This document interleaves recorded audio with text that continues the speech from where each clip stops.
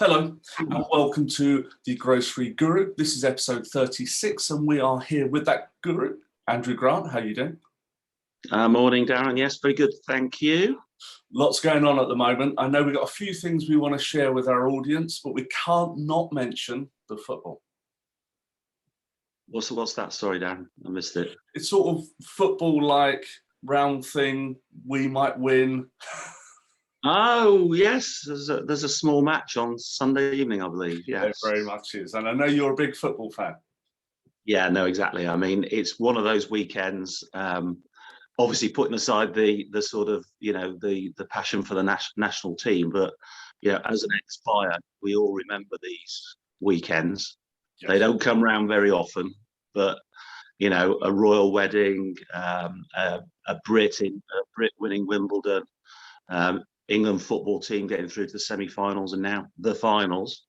It's not in your budget. You weren't expecting it. You've spent this whole week ordering in gazillions of whatever it might be, crates of beer, burger buns, barbecue briquettes, whatever. Yeah. And it's all froth on the top of your budget. I mean, happy days. Well, it's like getting a bonus, isn't it? You didn't know it was coming, and there it is. Lovely. Yeah. Lovely. And then obviously the trick is by this time next year, make sure you've moved categories because you're going to have the mother of all spikes to try and overcome. Can't you still just blame COVID? Can this not go on for years? Yeah, but it doesn't get taken out of your budget, unfortunately. So, I'm not sure finance directors know that there's things such as football and COVID. It's just, next year's budget is. So we've got lots of people planning for this bonus weekend. It gives them extra on top of their budget. Fabulous. All right, that makes sense. And what about taking that forward? What does that look like?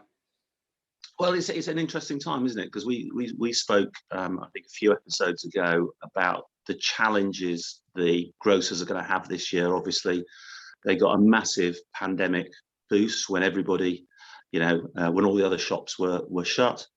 And they're now obviously in the, they're now lapping that fantastic performance.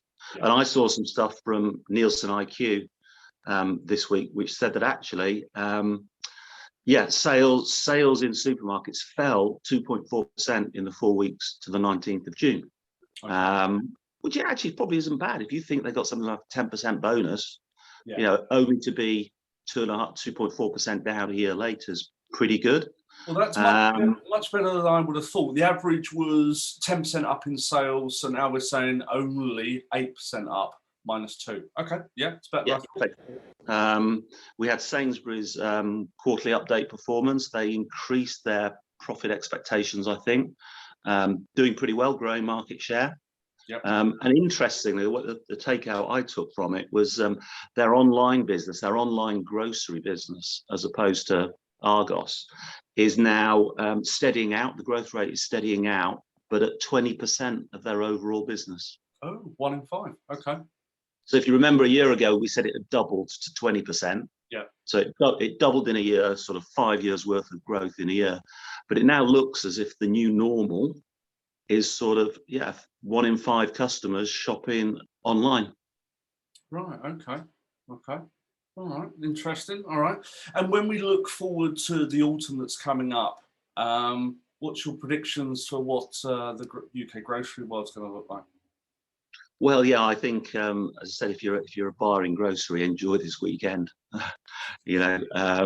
because there's a whole storm of stuff coming down the pipeline at the grocery sector, let alone business. We saw this week Haribo can't deliver those nice little sweets because they've got no drivers. Yes. So I think the HGV situation is quite serious. Yeah. I read a whole load of stuff about farmers in East Anglia having to plough in their summer crops because there's nobody to pick the lettuces or pick the asparagus or leeks or whatever it might be. So there's some real, and Bacavar again, desperately trying to hire workers for their convenience factories. Yeah. So some real challenges around labour and supply. So we've got driver shortages, labour shortages. Okay. Yeah. Sorry. Go on. Lots of food inflation, lots of commodity, food input price inflation, which I know the retailers are desperately trying to bat off at the moment. And as I said, still those challenging like for likes from last year, and then put on top of that, bid frenzy fever. Bid frenzy fever. With it looks like a bidding war for Morrisons, but will that spill over into a bid for Sainsbury's? Because when you look at it, going back to what we originally said, the grocery market has done really well through the pandemic. It's come through the other side almost unscathed as the rest of the economy opens up. And yet the share prices, and I know this, are like where they were 25 years ago. Yeah. So I'm not surprised these clever Americans are looking at UK grocers and going, hey guys, we'll have some of this. Yeah, and also not forgetting during COVID, whilst these supermarkets did well with increases of sales around the 10% mark, they also spent a fortune on COVID costs. I think about 4 episodes ago, we said Sainsbury's COVID cost was 468 million. And obviously that's, it's going to be nothing like that this year. So, that's straight back onto the bottom line. I mean, okay, they had huge rates relief, which they paid back, which would have dented their profits. But yeah, it's, with every like for like downside, there is an upside. And yeah, they won't have all of those COVID costs this year. True. And then I'm just thinking of 2 other things that are coming down the line. We've got people like Wheezy, the London-based delivery shopping window of 10 minutes. Those guys are coming in. We talked about those a few episodes ago. I think Justin King was one of their investors. Yeah.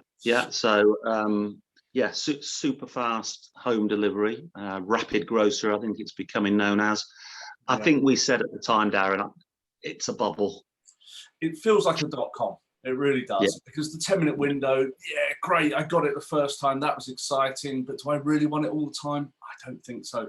But what do we know? We're not Justin King. Well, if it gets to 10:30 on Sunday night and it's penalties and you've run out of beer, I can see the benefit of a 10-minute delivery window.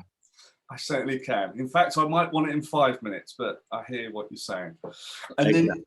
And then the other thing that's coming down the line, possibly April next year, we've talked about HFSS, which is the biggest change, you said to me, in enforced diet since the Second World War. Did I get that right?